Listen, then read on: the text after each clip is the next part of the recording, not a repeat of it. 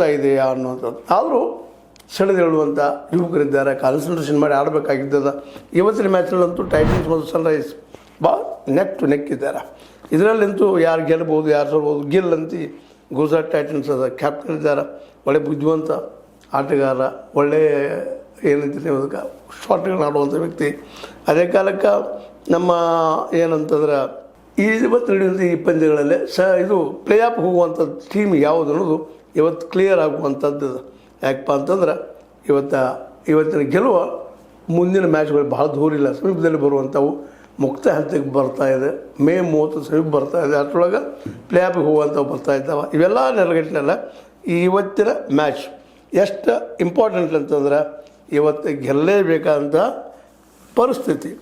Pat Cummins Sunrisers ಬೌಲಿಂಗ್ದಲ್ಲಿ ಇವತ್ತು ಬಲ ಬಂದದ. ಪ್ಯಾಟ್ ಕಮಿನ್ಸ್ ಮರಳಿ ಬಂದಾರ ಟೀಮಿಗೆ.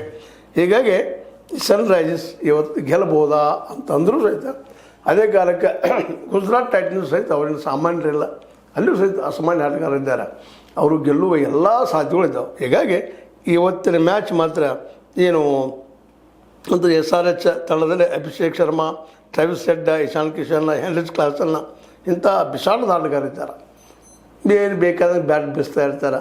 ಬ್ಯಾಟ ಕೆಲವೊಮ್ಮೆ ಬಾರ್ಡ್ರಿಗೆ ಹೋಗಿ ಬೀಳುವಷ್ಟು ಮಟ್ಟಿಗೆ ಬ್ಯಾಟನ್ನು ಬೀಸ್ತಾ ಇದ್ದಾರೆ. ಅವ್ರ ಆಟಗಳಿಗೆ ನೋಡಿದರೆ ನೀವು. ಅದರಲ್ಲೂ ಮುಖ್ಯವಾಗಿ ಹೆನ್ರಿಚ್ ಅಂತ ಈ ದೊಡ್ಡ ಆಟಗಾರ 494 ಹೊಡೆದು ಟಾಪರ್ ಅದಾರ.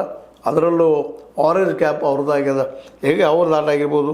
ಅಭಿಷೇಕ, ಹೆಡ್ ಎಲ್ಲ ಒಳ್ಳೊಳ್ಳೆ ಆಟಗಾರ ಇದ್ದಾರೆ. ಅದೇ ರೀತಿ ಇಲ್ಲೂ ಸಹಿತ ನಮ್ಮ ಗುಜರಾತ್ ಟೈಟನ್ಸಲ್ಲೂ ಸಹಿತ ಶುಭ್ಮನ್ ಗಿಲ್, ಸಾಯಿ ಸುದರ್ಶನ ಒಳ್ಳೊಳ್ಳೆ ಆಟಗಾರ ಇದ್ದಾರೆ. ಪವರ್ ಪ್ಲೇಯರ್ ಚೆನ್ನಾಗಿ ಆಡ್ತಾರೆ. ಜೋಸ್ ಬಟ್ಲರ್ ಇದ್ದಾರೆ, ವಾಷಿಂಗ್ಟನ್ ಸುಂದರ್ ಇದ್ದಾರೆ ಮಧ್ಯಮ ಕ್ರಮಾಂಕದಲ್ಲೇ. ಈ ಎಲ್ಲ ದಿಸೆಯಲ್ಲಿ ಎರಡೂ ತಂಡಗಳ ಇವತ್ತಿನ ಕಾದಾಟ ಪ್ಲೇ ಆಫ್ಗೆ ಯಾರು ಮೊದಲು ಹೋಗ್ತಾರೆ ಅನ್ನೋದಕ್ಕೆ ಒಂದು ಸಾಕ್ಷಿ ಆಗೋದು. ಒಟ್ಟಾರೆಯಾಗಿ ಕ್ರಿಕೆಟ್ ಅನ್ನುವಂಥ ಈ ಒಂದು ಹುಚ್ಚು ಇವತ್ತು ಶುರು ಆಗಿಬಿಟ್ಟದ. ಇದೊಂದು ಇಂಗ್ಲೆಂಡ್ನಲ್ಲಿ ಒಂದು ಹುಳು ಅಂಥದ್ದು ಕ್ರಿಕೆಟನ್ನು ಸ್ವಯಂ